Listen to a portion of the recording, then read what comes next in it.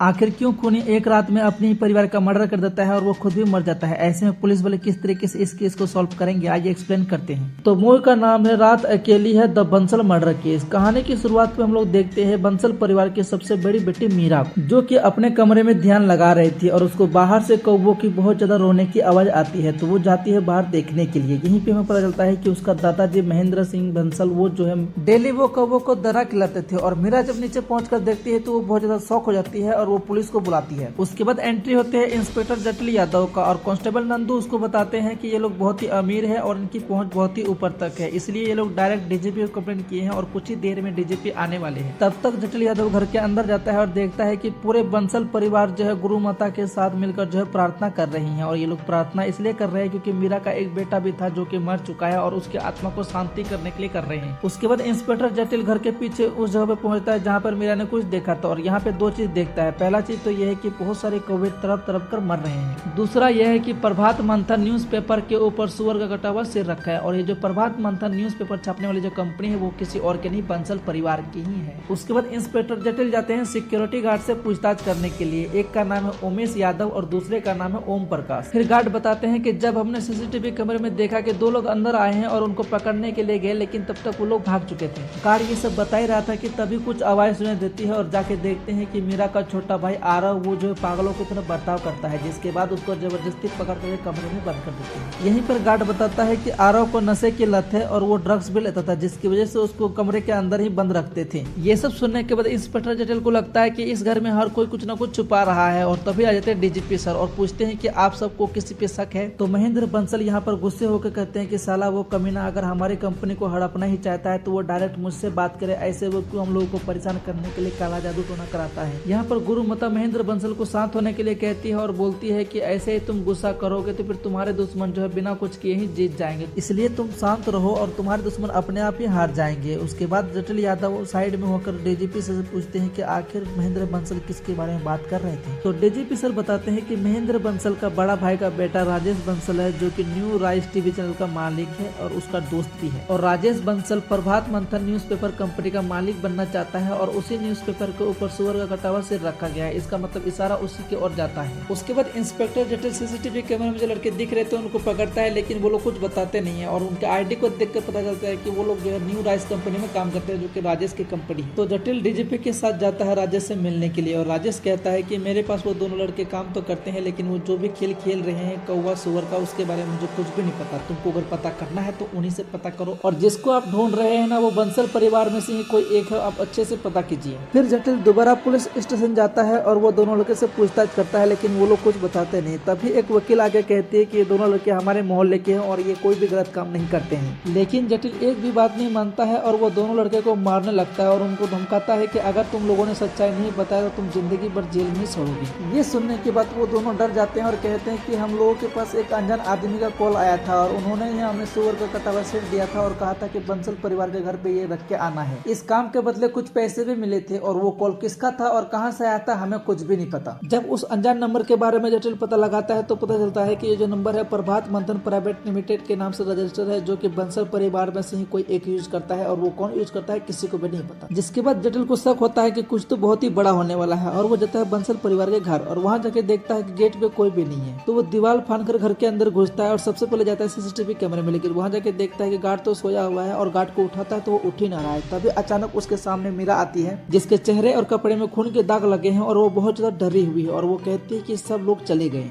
जटिल को कुछ समझ में नहीं आता है तो वो जाता है लोगों को देखने के लिए और देखता है कि पूरा बंसल परिवार का कोई मर्डर कर दिया है और बचे हैं तो केवल 3 लोग, मीरा, आस्था और उसका एक छोटा भाई। उसके बाद तुरंत जटिल डीजीपी को कॉल करता है और कुछ ही देर में फोरेंसिक टीम वाले भी आ जाते हैं एविडेंस कलेक्ट करने के लिए और वो लोग देखते हैं कि ओम प्रकाश जो कि गार्ड है वो जिंदा है। खूनी ने उसके ऊपर भी हमला किया था लेकिन वो बच गया है, अभी वो बेहोश है। उधर हम लोग देखते हैं डीजीपी जो कि मीरा से पूछताछ कर रहा है कि आखिर रात को हुआ क्या था। तो मीरा बताती है कि रात के 10 बज रहे होंगे, उस समय में ध्यान लगा रही थी, तभी मुझे बाहर से कुछ आवाज सुनाई देती है और मैं जाके देखती हूँ कि चाचा जी के ऊपर किसी ने हमला कर दिया है और आरव के हाथ में हथियार है जो कि मेरे पास आ रहा था मुझे मारने के लिए। तभी ओम प्रकाश आते हैं और आरव जो है ओम प्रकाश पे हमला कर देता है। उससे बच करके मैं भाग जाती हूँ नीचे और देखती हूँ कि आस्था करे, तो मैं आस्था को बचाने के लिए उसको कमरे में लेके आती हूँ। थोड़ी देर बाद जब मैं कमरे से बाहर आई तो फिर देखी आरव मर चुका था और उसकी लाश पानी में है। तो तुरंत मैं आ गया सिक्योरिटी गार्ड के पास और यहाँ पे देखा जटिल को। उसके बाद की कहानी तो आपको पता ही है और वो बता बताती है कि आरव ही है जो कि असली किलर है और वहाँ से वो चली जाती है। फिर डॉक्टर बताती है कि आरव का बॉडी हमें पानी में मिला था और उसी जगह पर हमें मर्डर वेपन भी मिला था। इसका मतलब यह है कि आरव ने ये सब किया है। तो डीजीपी कहते हैं कि आखिर आरव ऐसा क्यों करेगा। तभी कांस्टेबल नंदू बताते हैं कि जब हम लोग पहली बार गए थे उनके घर पे तो आरव जो है पागलों की तरफ बर्ताव कर रहा था और वो ड्रग्स भी लेता था, जिस वजह से उसकी फैमिली उसको हमेशा कमरे के अंदर बंद रखते थे। और डॉक्टर मैडम बताती है कि उस रात आरव ने ड्रग्स लिया था और सभी को लगता है कि आरव ही असली खूनी है। लेकिन जटिल कहता है कि अगर आरव ही असली खूनी है तो फिर वो उस रात नशे में था और नशे में कोई भी इतना अच्छे से प्लानिंग नहीं कर सकता था। फिर जटिल कहता है कि ड्रग्स तो दिया गया है लेकिन केवल आरव को नहीं पूरे फैमिली को दिया गया है। जिस तरीके से इन सब का मर्डर किया गया है ऐसा लगता है कि खूनी ने जो है इन सबको नींद में ही मारा है और ऐसा कुछ होने वाला है इसका इशारा हमें एक दिन पहले ही दिखा दिया गया था जो कि कौवों के साथ हुआ है। और मुझे लगता है कि इन सब के मर्डर के पीछे बहुत ही बड़ा राज छुपा है जो कि हमें पता लगाना है। अगले दिन फोरेंसिक रिपोर्ट आ जाती है और डॉक्टर मैडम बताती है कि सभी के शरीर में ड्रग्स पाया गया था, लेकिन जटिल देखता है कि 3 लोगों के शरीर में ड्रग्स नहीं था, मीरा, आस्था और ओम प्रकाश। तो डॉक्टर मैडम बताती है कि ड्रग्स जो है खीर में था और ये तीनों जो है खीर नहीं खाई थी और कहती है कि जो मर्डर वेपन हमें मिला था वो पानी में था, इस वजह से जो है उसमें कोई भी फिंगरप्रिंट नहीं मिली। तो जटिल कहता है कि 3 लोगों ने खीर नहीं खाई थी, मीरा, आस्था और ओम प्रकाश। ओम प्रकाश तो हॉस्पिटल में है, मीरा से हमने बात कर ली है, आस्था से हमें पूछताछ करनी चाहिए। उसके बाद जटिल आस्था के पास जाता है पूछताछ करने के लिए और आस्था बताती है कि उस रात आरव हम लोगों के कमरे में था और वो बहुत ही खुश था। फिर कुछ देर के बाद आरव अपने कमरे में चला जाता है और मैं गेम खेलने लगती हूँ। तभी मुझे कुछ आवाज सुनाई देती है जो कि आरव चिल्लाता है और बाहर आके देखती हूँ तभी मीरा आती है और मुझे मेरे कमरे में लेके जाती है। और आस्था कहती है कि आरव ड्रग्स तो लेता था लेकिन वो किसी का मर्डर नहीं करेगा क्योंकि वो हम लोगों के साथ बहुत ही खुश था। तो जटिल पूछता है कि आखिर तुम लोगों को किससे खतरा था, आरव से या फिर राजेश बंसल से। तो आस्था कहती है कि इन लोगों से हमें कोई भी खतरा नहीं था, मुझे तो लगता है कि ये सब जो है गुरु माता ने किया है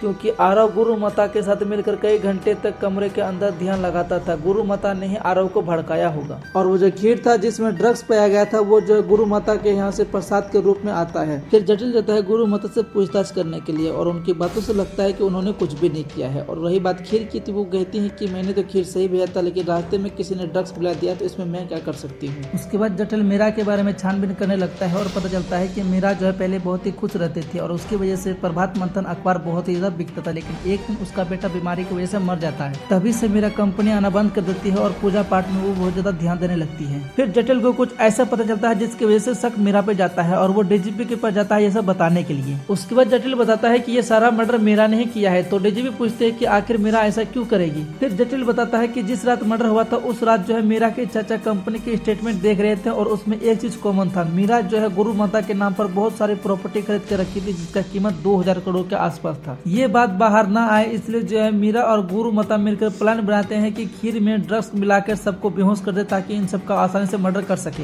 यहाँ पर एक सवाल आता है कि अगर मीरा ने ही सबका मर्डर किया है तो फिर उसने आस्था और उसके छोटे भाई को क्यों छोड़ा। तो जटिल बताता है कि अगर मीरा अकेले बेचती तो सारा शक जो है मीरा पे ही जाता है, इसलिए मीरा ने वो दोनों को नहीं मारा ताकि उस पर कोई शक ना कर सके। ये सब सुनने के बाद डीजीपी कहते हैं कि इतना सबूत काफी नहीं है, हमें और भी सबूत इकट्ठा करना है जिससे हमें पूरा क्लियर हो कि मीरा ने ये सब किया है। और डॉक्टर मैडम को भी कहता है कि आप दोबारा से फोरेंसिक जांच कीजिए और पता कीजिए कि इसमें मीरा का हाथ है कि नहीं। उसके बाद जटिल को पता चलता है कि मीरा का जो पति है वो बहुत ही बड़ा डॉक्टर है लेकिन वो फिर भी अपने बेटे को बचा नहीं पाया। आखिर उसके बेटे के साथ ऐसा क्या हुआ था। तो ये पता लगाने के लिए जटिल जाता है डॉक्टर मैडम के पास और उस बच्चे की रिपोर्ट दिखाकर पूछता है कि आखिर इस बच्चे की मौत कैसे हुई है। तो डॉक्टर मैडम बताती है कि इसको निमोनिया हो गया था और ये 15 दिन से बीमार था और इसकी मौत 31 तारीख को हुआ है। फिर जटिल पूछता है कि क्या इस बीमारी से जो है किसी का भी 1 हफ्ते के अंदर मौत हो सकता है। तो फिर डॉक्टर बताती है कि नहीं। उसके बाद स्कूल का रिपोर्ट दिखाता है और बताता है कि बच्चा स्कूल में तैरने का पार्टिसिपेट किया करता था और उसकी 24 तारीख की हेल्थ चेकअप हुई है जो कि पूरा फिट था। फिर कैसे जो बच्चा 24 जनवरी को पूरा फिट था उसकी मौत 31 जनवरी को हो जाती है। फैमिली कुछ तो राज छुपा रही है बच्चे की मौत को लेकर। उसके बाद जटिल एक फोटो दिखाता है और पूछता है कि आखिर मीरा के बेटे ने ये मास्क क्यों लगाया है। तो फिर डॉक्टर बताती है कि ये जो मास्क है ये इसलिए लगाते हैं ताकि सांस लेने में दिक्कत ना हो। और ये मास्क देखकर जटिल कहता है कि ऐसा मैंने पहले तो कहीं देखा है। फिर उसको याद आता है कि जब वो 2 लड़के को पकड़ने के लिए गया था तभी वहाँ के कुछ बच्चे जो है इस मास्क को लगा के रखे थे। उसके बाद जटिल वकील मैडम के पास जाता है और पूछता है कि आखिर यहाँ के बच्चों के साथ ऐसा क्या हुआ है जिसकी वजह से उनको सांस लेने में दिक्कत होती है। फिर वो बताते हैं कि स्कूल में 26 जनवरी को बच्चे क्लासरूम के अंदर झंडे लेकर खड़े थे और वो लोग बहुत ही खुश थे। तभी नीचे से कुछ गैस निकलता है, लेकिन बच्चे ध्यान नहीं देते हैं। थोड़ी देर में गैस अपना असर दिखाता है और बच्चों को उल्टियां आने लगती हैं, सांस लेने में दिक्कत होता है। उस गैस की वजह से 9 बच्चों की मौत हो जाती है और वो गैस सामने वाले फैक्ट्री से आता है, जो कि किसका फैक्ट्री है किसी को भी नहीं पता। तो जटिल पूछता है कि आखिर मीरा का स्कूल से क्या कनेक्शन है। फिर वकील बताती है कि स्कूल में मीरा 26 जनवरी को गेस्ट के तौर पर आई थी अपने बेटे के साथ, और उसका बेटा जो उसी क्लासरूम के अंदर था जहाँ से जहरीली गैस निकलती थी। ये सभी बात सुनने के बाद जटिल को समझ में आ जाता है कि मीरा का बेटे का असली मौत का कारण यही जहरीली गैस है। फिर जटिल कहता है कि आखिर मीरा ने अपने बेटे का मौत का कारण क्यों छुपा करके रखा, और सबसे बड़ा सवाल, इतना बड़ा घटना हुआ है फिर भी वो अपने अखबार में ये खबर क्यों नहीं छापी।